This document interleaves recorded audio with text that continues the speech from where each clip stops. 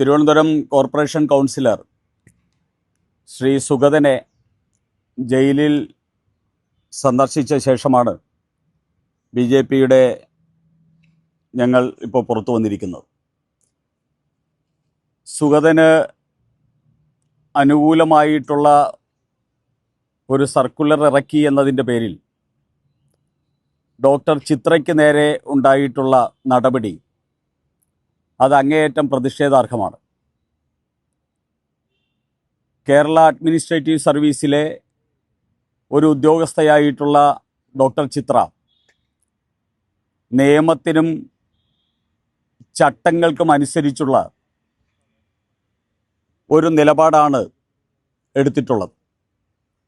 സർക്കാരിൻ്റെ നയപ്രകാരം എന്ന് പറഞ്ഞാണ്, നയത്തിനെതിരാണ് എന്ന് പറഞ്ഞാണ് നടപടിയെടുത്തിരിക്കുന്നത്.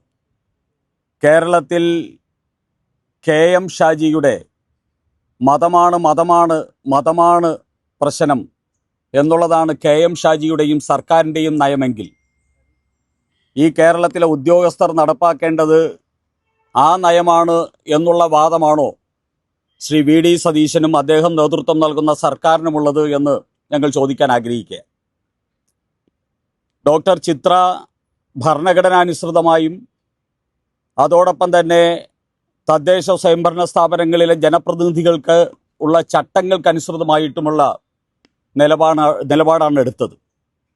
ഒരു ജനപ്രതിനിധി, ജനങ്ങൾ തിരഞ്ഞെടുത്ത ജനപ്രതിനിധിക്ക് സത്യപ്രതിജ്ഞ ചെയ്യാനും അതോടൊപ്പം തന്നെ ലീവ് അപേക്ഷ കൊടുക്കാനുമുള്ള അധികാരവും സ്വാതന്ത്ര്യവും ഉണ്ട് എന്ന് പറയുന്നത് ഏത് രീതിയിലാണ് അച്ചടക്ക നടപടിക്ക് കാരണമാകുന്നത് എന്ന് KM ഷാജിയും VD സതീശനും വിശദീകരിക്കണം.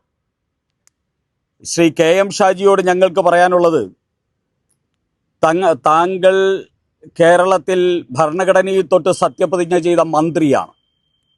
താങ്കൾ മദനിയെപ്പോലെ പെരുമാറരുത്. ജനാധിപത്യ അവകാശങ്ങൾ, ജനപ്രതിനിധികളുടെയും പൗരന്മാരുടെയും ജനാധിപത്യ അവകാശങ്ങൾ സംരക്ഷിക്കുന്ന മന്ത്രിയായിട്ട് KM ഷാജി പെരുമാറണമെന്നാണ് BJPക്ക് പറയാനുള്ളത്. ഇന്ന് KM ഷാജിയുടെ പെരുമാറ്റം കാണുമ്പോൾ മന്ത്രിയായിട്ടല്ല മദനിയായിട്ടാണ് KM ഷാജി കേരളം ഭരിക്കുന്നത് എന്ന് തോന്നിപ്പോവുകയാണ്. ശ്രീ VD സതീശൻ, അദ്ദേഹം കോൺഗ്രസിൻ്റെ നിലപാടാണോ കേരളത്തിൽ നടപ്പാക്കാൻ ശ്രമിക്കുന്നത്, അതോ KM ഷാജിയെ പോലെയുള്ള മതമാണ് എന്ന് പറയുന്ന ആൾക്കാരുടെ നിലപാടാണോ ഇവിടെ നടപ്പാക്കാൻ പോകുന്നത് എന്ന് വ്യക്തമാക്കണം. ഞങ്ങൾക്ക് KM ഷാജിയോട് പറയാനുള്ളത്, മതമല്ല, ഭരണഘടനയാണ്, ചട്ടങ്ങളാണ് ഈ നാട്ടിലെ ജനങ്ങളെയും ജനപ്രതിനിധികളെയും നയിക്കേണ്ടത് എന്നാണ് KM ഷാജിയെ ഓർമ്മിപ്പിക്കാനുള്ളത്. ജനപ്രതിനിധിയുടെ അധികാരവും അവകാശവും അത് ചട്ടങ്ങൾ പ്രകാരം നടപ്പാക്കപ്പെടുന്ന സമയത്ത് ഒരു ആഭ്യന്തര വകുപ്പ് മന്ത്രിക്ക് അതിലെന്താ റോളുള്ളത്? ഇവിടുത്തെ ചട്ടങ്ങൾക്കും നിയമങ്ങൾക്കും അനുസരിച്ച് ഒരു ഉദ്യോഗസ്ഥ ഒരു ഉത്തരവിട്ടാൽ അതിൽ ആഭ്യന്തര വകുപ്പിന് എന്താണ് കാര്യം? മന്ത്രിക്ക് എന്താണ് കാര്യം? തദ്ദേശ വകുപ്പ് മന്ത്രിക്ക് എന്താണ് കാര്യം? ഇവിടുത്തെ സർക്കാരിൻ്റെ വർഗീയ നയം നടപ്പാക്കിയാലേ ഒരു ഉദ്യോഗസ്ഥന് ഇവിടെ ജീവിച്ചിരിക്കാൻ പറ്റൂ എന്നുള്ളതാണോ? ഇതെന്താ താലിബാൻ ഭരണമാണോ ഇവിടെ നടക്കുന്നത്? അതൊന്നും അംഗീകരിക്കാൻ ജനാധിപത്യ കേരളം തയ്യാറാവില്ല. ഇതിന് വലിയ ഉത്തരം നൽകേണ്ടി വരും ഈ ഭരണകൂടം.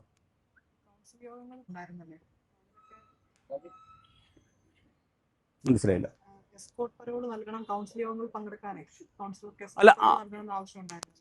അല്ല, അതിനെ തുടർന്നാണല്ലോ കോടതിയുടെ ഉത്തരവ് പ്രകാരം ഇത്തരത്തിലുള്ള ഒരു അവസരം ലഭിച്ചത്.